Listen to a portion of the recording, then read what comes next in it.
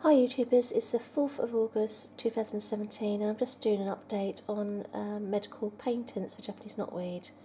So I've just updated my blog, the Butterfly Lullaby blog, and I smell a rat. You know, why has this plant got so many paintants, more than 4 paintants, yet our press and government go out of their way to destroy this plant? There is now a bug that is killing off Japanese knotweed. And if you're not worried about this, you should be, because this bug will not just kill off Japanese knotweed, it will kill off other plants. In this book, Invasive Plant Medicine by Timothy Scott, you'll see he also mentions Stephen Buhner, who I believe first found out that Japanese knotweed treated Lyme disease. But inside this book it actually mentions that Japanese knotweed has got 4 patents. Here you can see scientific evidence. You go to the second line down, next to wine, full stop. Knotweed is worthy of at least 4 patents, and this is for disease. So this plant's got 4 medical patents for disease. Doesn't that tell you that it's worthy of a debate? Timothy Lee Scott mentioned that they did studies in the UK on the Japanese knotweed and found out that this plant was mostly female. So that's how it cannot spread by seed, because there's no male Japanese knotweed plant. Here you go, there's a study here in Leicester. The Japanese knotweed is a tall plant, dies down in winter. Since only female plants occur in Britain, they are unable to reproduce sexually.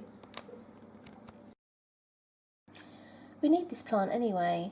This plant could be creating jobs, many jobs, with biofuel, with cosmetics. I mean, it does that already, but it does that behind the scenes that people don't know about.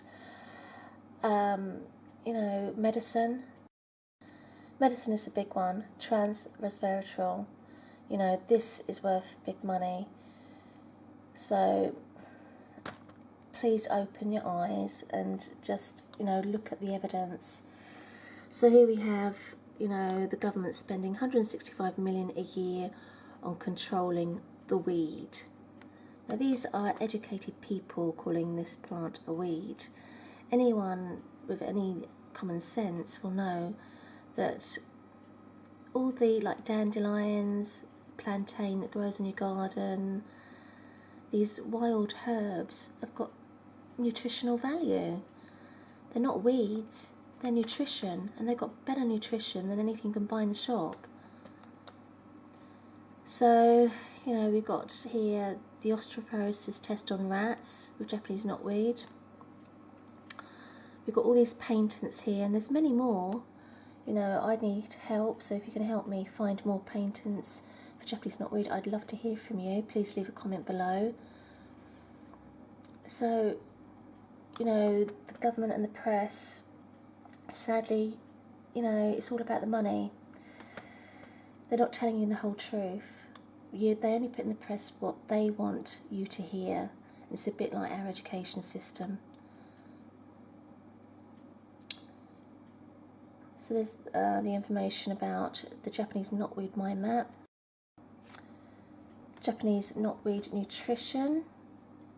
You know, this plant's been used by the Chinese for hundreds of years, yet in the Western world we don't hear about it hardly. Anybody you mention Japanese knotweed to, they have a hissy fit because they read the papers and they don't understand the plant and they haven't done their research. But I just want you to imagine for a second, you know, our drinking water is full of chemicals. I use a distiller, but I've been putting in a teaspoon of Japanese knotweed into a bottle of water to keep my family healthy. And I think that's the sort of thing we need to do. We need to be able to market this, and, you know, for people that have got it in their garden to do this to help their family's health. So here's a Japanese knotweed smoothie. I put a 1/4 cup of Japanese knotweed water into a smoothie. Japanese knotweed scientific evidence about the trans resveratrol and the 4 patents. Nutritional facts. So we've got Dr. Michael Greger here on nutritionfacts.org. He basically tells us that there's no profit in fruit and veg. That's why you don't see it advertised in the TV. There's lots of profit in medicine, fake medicines. But the word's getting out, it's just going to be a matter of time till people wake up. Dr. Greger's helped me cure my asthma thanks to the plant-based diet. His grandmother, she nearly died. She was sent home to die by doctors. So there's a video on here about that, which I'll go through in a minute. But Charlie Guy, the little baby that sadly died, he was refused breast milk by the Great Ormond Street Hospital. And people in the UK, most people don't even question that. That is how sad things have got. They don't understand nutrition. And I didn't understand nutrition. I was on a very bad diet. I had no idea what I was doing to my body. So here we have Dr. Greger's How Not to Die cookbook, which I'm going to be getting to cure my family's health at the end of the year. My family are very fussy. They don't eat enough fruit and veg. I'm making them smoothies. I'm putting Japanese knotweed into the water now to get nutrition into their bodies. But this is what I hope that's going to change their health around. If Dr. Greger's good enough for Google, he's good enough for you and your family. So please, don't ignore this. Research him. Listen to what he's got to say. Years ago they were promoting cigarettes. The government was promoting cigarettes. The press was promoting cigarettes, and so were the doctors. And now we know, and even the science was there back then, that cigarettes were bad for us. But it didn't hit the headlines because of the money they were making out of it. So here's a video on Dr. Greger speaking about his grandmother and how she lived for another 31 years once the doctors had sent her home to die, and she was in the critical, being sent home to die. You can't get much worse than that, can you? Yet she survived thanks to a plant-based diet. And here's a video about my asthma, how Dr. Greger cured my asthma with a plant-based diet. Illness in my family, all my family have had, nearly all of them have had hip operations. My nanny's crippled with osteoporosis.